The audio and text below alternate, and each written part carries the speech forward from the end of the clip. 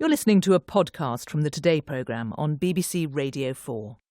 I understand this is the first interview that you've said yes to doing post handing over the reins as such. It's true. For 8 years, your alarm went off. You woke up to the realisation that you were President of the United States and faced immediately with a million challenges. When you wake up now as Barack Obama, former President of the United States, what's different about your mornings? I wake up later. And, it's wonderful to be able to control your day in a way that you just can't as president. The job entailed a wide range of responsibilities and a constantly full inbox. And now, when I wake up, I can make my own decisions about how do I want to spend my time. What do I need to do to move forward the things that I care deeply about? And that's obviously hugely liberating.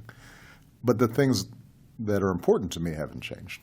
I still care about making sure that the United States and the world is a place where kids get a decent education, where people who are willing to work hard are able to find a job that pays a living wage, that we're conserving the amazing resources of our planet so that future generations can enjoy the beauty of this place like we did. And so, although I don't have the same tools that I had as president, I have to rely more on persuasion than legislation, for example. A lot of the things that still motivate me and move me continue to this day. What do you miss the most? Well, I have to say, because we were both in traffic today, the fact that I didn't used to experience traffic. I used to cause traffic, yes, much to the consternation of any place that I was visiting. Mm-hmm. I miss my team. There's a camaraderie and an intensity to the work. Mm. Everything you do every day, can affect millions or billions of people in some case. And to have really smart, focused people who are there for the right reasons, and who over time have built up trust and have learned to support each other and rely on each other. I miss that. I miss the work itself because it was fascinating. Rewarding as well. And rewarding. And you knew that even if the politics of a certain issue didn't always work out well, that by doing a good job, there was somebody out there, maybe a mother who was worried about a sick child and now had a doctor, or your ability to protect some people from those who would do them harm. That kind of day-to-day satisfaction, I think, is hard to match. Can I take you back to the 20th of January, 2017? You're sat in Marine One, the presidential helicopter, flying over Washington.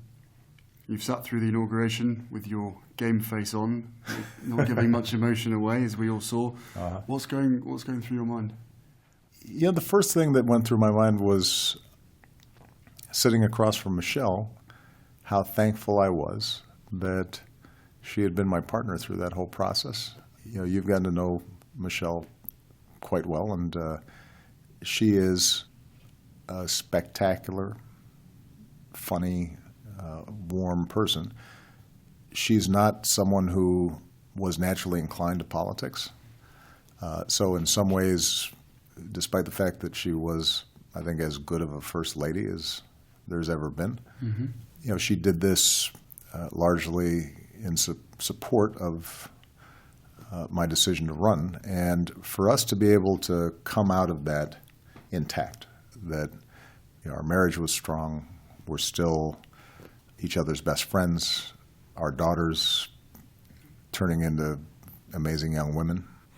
The sense that there was a completion and that we had done the work in a way that preserved our integrity and left us whole, and that we hadn't fundamentally changed, I think was a satisfying feeling. Now, that was mixed with all the work that was still undone and concerns about how the country moves forward. But overall, there was a serenity there, more than I would have expected. Was there a sense of relief? Was there a sense of job done as best as you could? Was there unfinished business? Relief probably isn't the right phrase, because relief indicates some sense that I can't wait until this thing is finished. No, sure, but the pressure. But I think that there was a sense that we had run a good race. And one of the metaphors I always used for the presidency is that you are a relay runner. There's a sense sometimes in any position of leadership that you by yourself do certain things and then it's over. And I always viewed it as taking the baton from a whole range of people who had come before me, some of whom had been heroic, some of whom had screwed up. But wherever you were in the race, if you ran hard, if you did your best, and that you then were able to pass that baton off successfully, and the country was better off, the world was a little bit better off, then when you got there, then you could take some pride in that. And I think we were able to do that. For 16 years, you've been on the most punishing political treadmill imaginable. But in 2000, no one knew who you were. Right. 4 years later, you gave a speech which changed your life, and you were elected to the Senate. 4 years after that, you were elected President of the United States. Mm-hmm. And 4 years after that, you were elected again. How did it feel to step off that treadmill after so much blood, sweat, tears? Yeah, it's interesting. I always said to Michelle, and I think she would agree with this, that it was some strange good fortune on our part that we didn't become famous or in the public eye in any significant way until we were in our 40s. And so despite this whirlwind that you just described, by the time I was elected to the U.S. Senate and I was a national figure, I was a grown man. I was settled. I was a parent. I had changed diapers, or nappies as you call them, apparently. I had struggled with figuring out how we were going to pay the bills. We had made sacrifices. Michelle and I had the arguments that married couples have.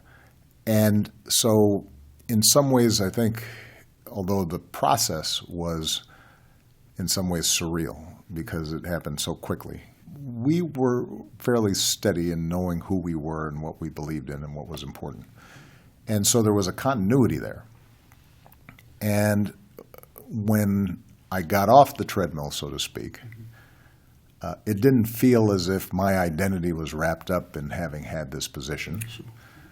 And my relationship with my family and my friends, the values that I cared about, felt pretty consistent. So the break did not feel as abrupt. I do think that American politics is unique in the sense that there is just a perpetual campaigning taking place. So the idea that I don't have to go raise money for television ads, that felt really good. The idea that there were certain elements of the job that were largely ceremonial and that I always tried to do as best I could, but that weren't things I necessarily would do on my own. The fact that I was now freed up from some of that, some of the pomp and circumstance of the presidency, that actually felt good. As the president, you had an unbelievable power at your fingertips. Yeah. You were in the most powerful chair in the world. Mm-hmm. Are there any big challenges which you care deeply about that will be easier to influence without that power? Yeah, it's an interesting question, and it's one I'm still trying to figure out. I do think that I am able to focus on what I think are long-term problems in a way that, as president, you couldn't always do, because your job, in part, is to respond to what's right there in front of you. It was a 4 to 8 year plan rather than a exactly. 20 to 30 year plan. And so you take some of the tragedies that have happened recently with hurricanes devastating first Houston and parts of Florida and then now Puerto Rico. My job as president in those circumstances was first and foremost to make sure that people got help and that the government was effective and responsive. And I'm very proud of the work that we did there. And today, those aren't my direct responsibilities, but I can focus over the next 20 years in making sure that we don't have more hurricanes and natural disasters that are accelerated as a consequence of climate change. And the ability to focus long term, I think, is a great luxury. It also gives you the ability to reflect and study in a way that sometimes as president you couldn't do the way you wanted because you just had to move very, very quickly. One of the interesting things about leaving the presidency is realizing that my life had been so accelerated. Everything felt like, and still feels to some degree, like it's moving in slow motion. Not necessarily in a bad way, but I was talking to my lawyer, and he was saying, we have to meet with somebody right away because they really want to get something done. And I said, okay, how about tomorrow? He said, well, no, it's going to take at least 2 weeks to get it done. And I said, and I had to explain, where I'm from, right away means if we don't do something in half an hour, somebody dies. So there's just a lower intensity level. Sometimes that means you don't have the same adrenaline rush, but it also means that you can be, I think, more reflective and deliberate about the kinds of things you want to get done. So would you say it's easier? Yes. Yes, but how so? The fact that I can wake up and if I want to spend an extra 45 minutes talking to Michelle and take a long breakfast, I can do it. That feels great. And I also think that it allows me to focus on how do I transmit whatever knowledge or experience that I've gained to others to help them become more effective and more powerful. And I'm really obsessed now with training the next generation of leaders to be able to make their mark in the world. One way I've described it is that I think when you're in politics directly, then you're a player on the field. And there's some element of that you'll never be able to duplicate, the excitement and the thrill and sometimes the agony and that goes in being on the field. And now I'm making that transition, I think, to some degree as a coach. And that has its own demands and its own responsibilities and its own impact. And being a great coach is oftentimes just as satisfying as being a great player, but it's a different role, and that's sort of how I'm transitioning, I think. The last time that you and I met was in London, and we spoke about how we could potentially work together on providing a platform for young people to lead, which I know is something close to your heart. I'm certainly passionate about it as well. We're not the first people to say this. Right. I mean, I think Whitney Houston even went on about it when I was born back in the 1980s. But how do we actually make it a reality? It's all well and good standing up saying we need to let youth lead and we need to listen to them because they've got fantastic ideas and they are inevitably the ones that are going to inherit the mess that we leave behind. But what does that platform look like for you? How do we give them a voice? Well, this is something I spent a lot of time thinking about. If you think about my campaign in 2007, 2008, you have this African-American of mixed race born in Hawaii named Barack Hussein Obama, and somehow he becomes president. How did that happen? Well, it happened primarily because you had a bunch of 20-year-olds and 23-year-olds and 25-year-olds who started going out into communities that oftentimes they'd never been in before and believed in the possibilities of a different kind of politics. And it was that grassroots army that really fueled my campaign, in part brought together by the new technologies at the time of social media. Well, you were the first social media president. Yeah. While I was president, I made a practice of meeting with young people everywhere I traveled. I'd have town hall meetings along with the meetings that I had to have with prime ministers and presidents and my official duties.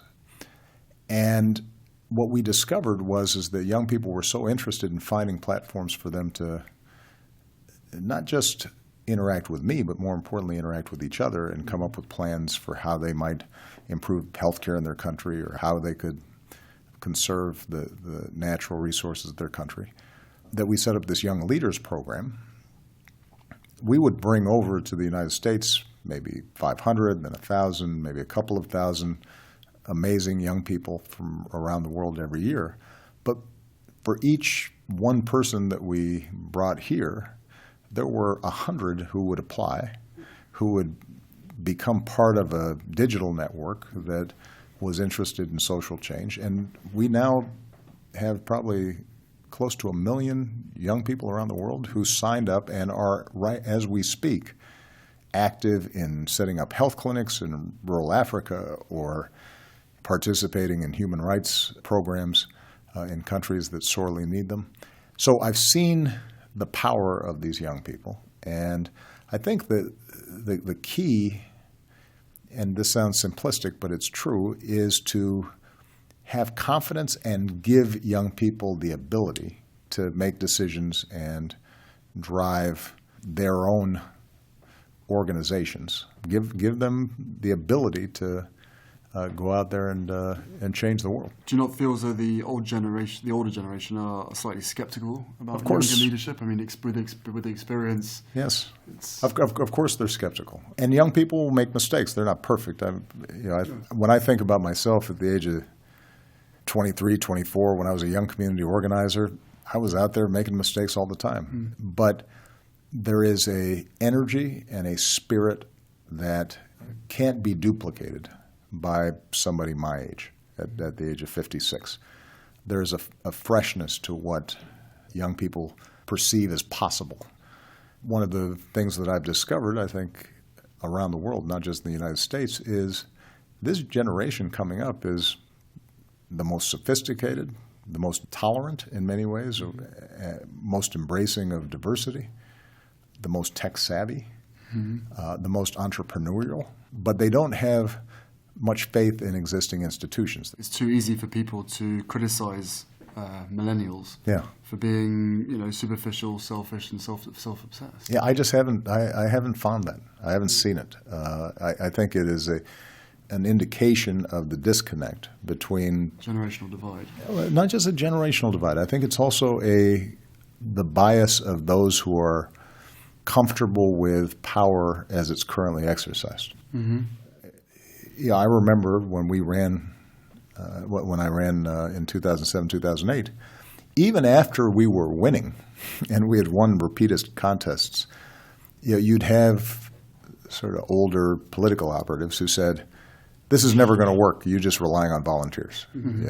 You're never going to be able to get people involved by just asking them to organize their own neighborhoods. You've got to pay operatives and power brokers. And we kept on saying, well, okay, that's what you think, except we keep on beating you, doing the thing that you say can't be done.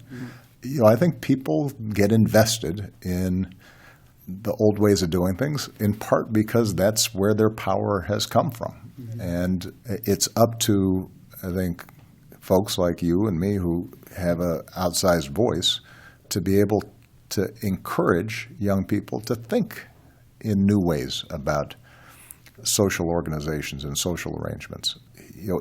I'll take a very specific example that I was just in some conversations about.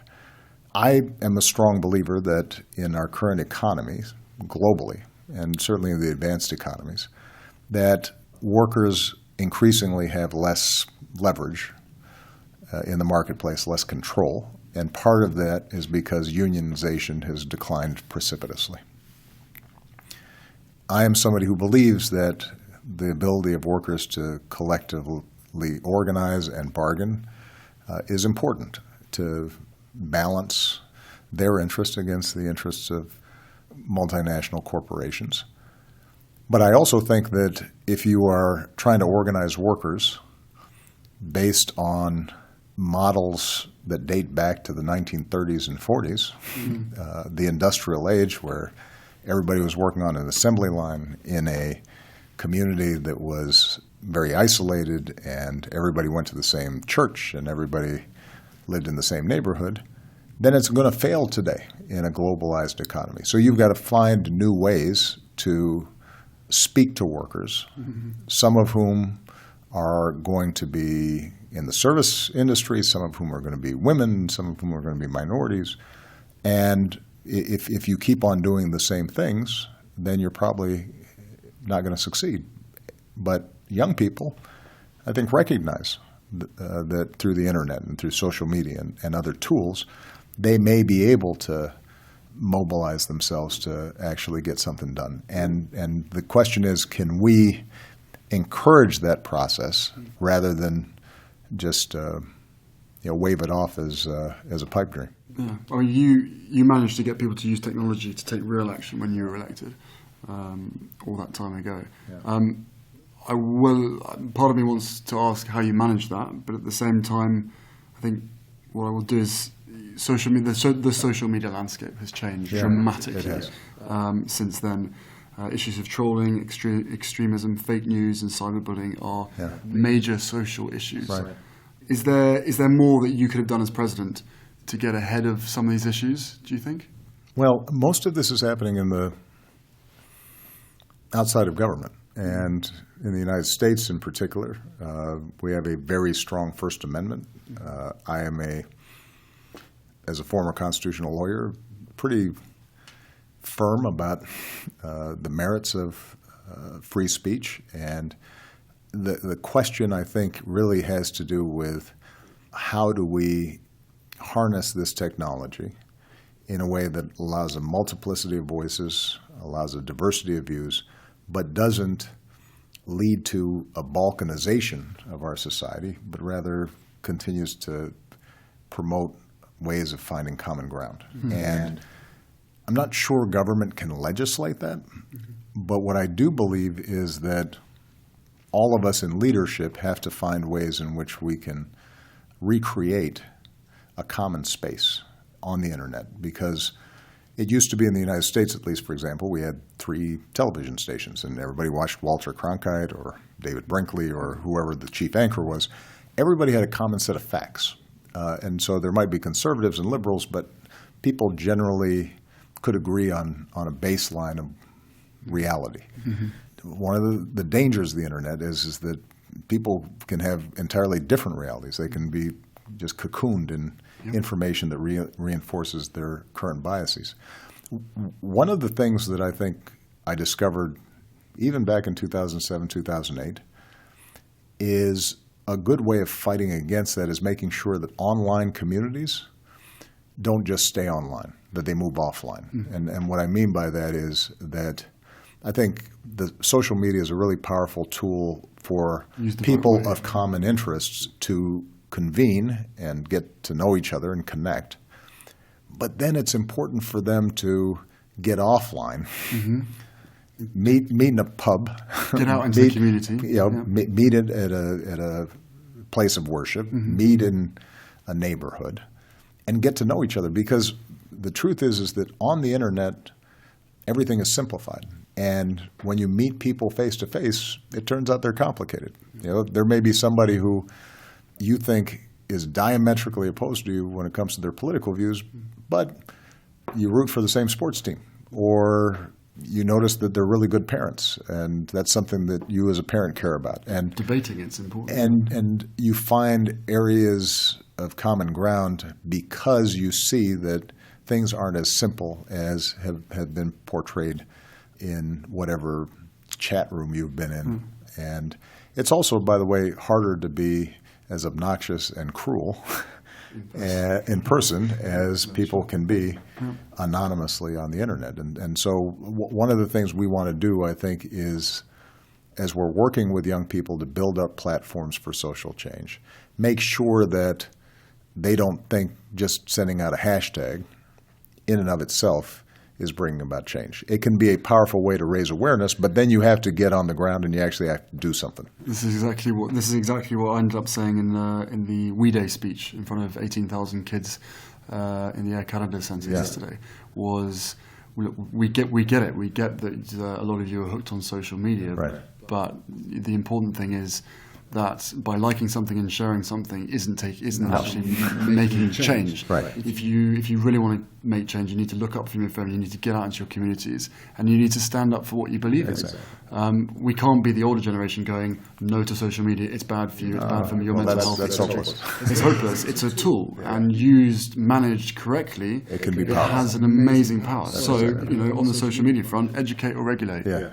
I'm big on education, as I said earlier, just because I think the notion that we are going to be able to corral, that we're going to be able to contain what's said and what's not on the internet seems like unachievable. And contrary to the values of an open society that both the United States and Great Britain and most of the advanced world adheres to.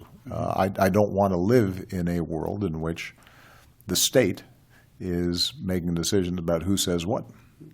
As president, you weren't afraid to wear your heart on your sleeve, as we all saw. People were not used to seeing that from leaders, especially someone in your position. Was that a conscious decision? Were you aware that you were wearing your heart on your sleeve, and that moments of real pressure? Well, look, it's interesting. Generally, my reputation, at least in the U.S. media, was somebody who was very dispassionate and professorial and analytical, and some of that's true. But I did not think I could do my job well, and I actually don't believe any leader can do their job well if they don't have the capacity to feel deeply about the people that they are serving. And so I felt it was important, if I was meeting with the parents of a child who had been gunned down senselessly by gun violence, that they know I could imagine as a parent what they were going through. I thought it was important for me, if I was talking to a wounded warrior, for them to understand that as Commander-in-Chief, even though I'm responsible for ordering them into a war theater, and that I tried as best I could to recognize that sacrifice had to be made to keep the American people safe, that I didn't take it lightly, and that the wounds that they had received were ones that I honored, not just with sort of outward displays of patriotism, but that I honored by recognizing there was a tragedy involved in a young person being wounded. And so we better all take these decisions really seriously. I think the great danger that often befalls leaders is that the people they're supposed to be serving become abstractions. And they're not abstractions. If you don't understand that what you do every day has a profound impact on somebody else, then you shouldn't be there. I'm running out of time, so I'm gonna fire in a few questions. Go ahead. But you've talked about your experiences growing up and the fact that it wasn't easy. Yeah. Can you pinpoint a particular choice that you made that could have set your life on a very different path? Oh, tons of them.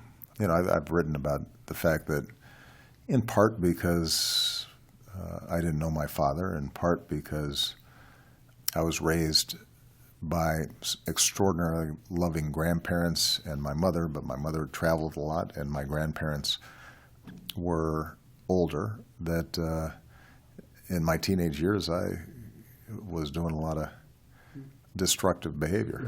And that probably continued until I was about 19 or 20. And at any point between the ages of 15 and 19 or 20, I could have gone off the rails. One of the things that I always say to young people that I meet who are in much tougher circumstances than I was, young people who've gotten in trouble with the law, young people who've dropped out of school, particularly in the African American communities in the inner cities of the United States. You have a lot of young men who are having trouble, and on almost every measure, on average, are having more difficulty. I always say to them, I'm just like you. The only difference is that I had a more forgiving environment. Yeah. And that's part of the reason why I think it's so important for me to focus not just on leadership at the very top, the people who are going to the Harvards or the Oxfords, or people who are clearly on the ascent, but to focus on the leadership that exists among young people who've made a mistake and need a second chance. You can understand why some people look at politics and the strain and scrutiny that it will place on them and their families and say, well, that's not for me, thanks. You chose public life, your family didn't. It's hard. Being in the public eye is unpleasant in a lot of ways. It is challenging in a lot of ways. Your loved ones are made vulnerable in ways that might not have been true 20 years ago or 30 years ago. So it is a sacrifice that I think everybody has to be at peace with when they decide to go into politics. But ultimately, I think the rewards of bringing about positive change in this world make it worthwhile. Michelle and I were able to protect our girls from too much scrutiny. I appreciate the fact that there was some restraint by journalists in focusing attention on them when they were growing up. I developed a very thick skin, and that comes in handy if you're going to go into politics, because at any given moment somebody is unhappy with what you're doing. But what an enormous blessing it is to be able to say that 20 million people have health insurance that didn't have it before. And even a fraction of those 20 million are leading better, healthier lives, are happier. Some child is fulfilling their potential. You've made a massive difference. Then that's a pretty good scorecard. It's a huge difference. Yeah. At the end of 2016, a lot of people were pretty relieved that 2016 had finished. It was quite a turbulent year, emotional year for a lot of people. 2017 hasn't exactly been easy for the world. Many people are worried about the direction that the world is headed. Can you give people a reason to feel optimistic about the year ahead? Well, please. I don't think in terms of 1 year, but I can tell people what I genuinely believe, which is that if we take responsibility for being involved in our own fate, if we participate, if we engage, if we speak out, if we work in our communities, if we volunteer, if we see the joy that comes from service to others, then all the problems that we face are solvable, despite all the terrible news that you see, despite all the genuine cruelty and pain and hardship that people are experiencing around the world at any given moment of any given day. If you had to choose a moment in human history in which you would want to be born, and you didn't know ahead of time whether you were going to be Prince Harry or Barack Obama or a small child in rural Africa or India, you'd choose today, because the fact is that the world is healthier, wealthier, better educated, more tolerant, more sophisticated, and less violent than just about any time in human history. You think about the history of the United States. It was only a few generations ago where someone who looked like me was in bondage. Or if not in bondage, then servitude. And couldn't even imagine having this conversation in this hotel room. It was just a few generations ago where routinely women couldn't aspire to anything beyond caring for their children. The most noble thing you can do, but I want my daughters to be able to do other things, and they can do other things now while still raising a family. It was just a few generations ago, at a time when your grandmother, Her Majesty, was already an adult, when half the world was aflame and 60 million people were killed in a great global war. And when you think about the strides we've made just in my lifetime, and I have some gray hair, but on the scale of human history, I'm a blink of the eye. You think about how much has changed and how much has gotten better. Well, then that has to make you optimistic, as long as you don't start thinking that any of us can sit back passively and assume it continues. History doesn't just run forward. It runs backwards and sideways, and it requires us to continually push. Yeah. One sentence. What is your New Year's resolution? Well, this past year, my New Year's resolution Mr. was... President, I'm sorry. Give me one sentence, please. Well, if you're going to ask it that way, then I don't have one because, I'm not sure I believe in New Year's resolutions. Typically, people break them. I believe in making sure that each day you try to do a little bit better than you did before. Perfect. Okay. Just quickly onto the serious questions. Very, very quickly. Are you ready? Yes. It's a quick fire question round. White House down or Olympus has fallen? Didn't see either of them. You have to make a choice. I didn't see either of them. How can I make a choice? White House down. Okay, I'll take your word for it. What do you miss the most, the cinema or the bowling alley? Cinema. We called it a movie theater, but that's fine. Boxers or briefs? Sorry, we don't answer those questions.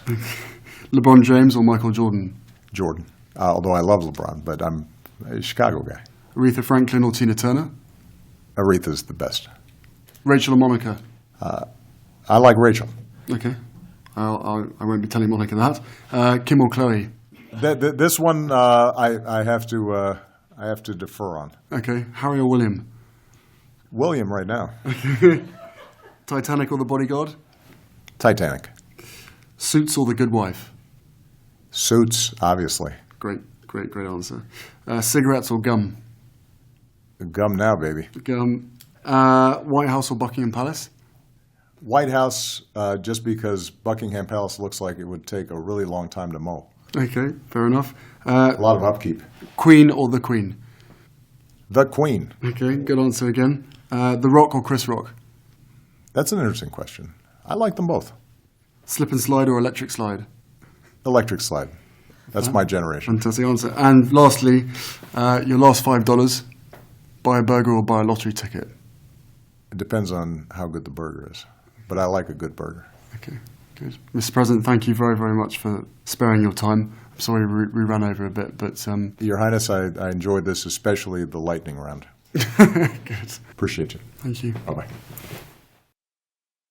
Hello, I'm Nick Robinson, and I present a podcast called Political Thinking, which tries to do just that. Think about politics. Longer, more conversational interviews which examines the thinking of the people who shape our world, whether they're political leaders like Ruth Davidson or Ed Miliband, or Francis O'Grady of the TUC, or writers and comics like Armando Iannucci, or campaigners like Peter Tatchell. But in the latest podcast, the producers had what they thought was a tremendously good idea. Why don't we turn the table and get a politician to interview you? They chose a man who's no longer really a politician. He's theoretically at least a journalist, the editor of the London Evening Standard, George Osborne. I think it was a really, really bad idea. It reveals absolutely nothing at all. And I implore you, please don't listen. And above all, please don't search on your normal podcast provider or the BBC Radio iPlayer app for Political Thinking with Nick Robinson.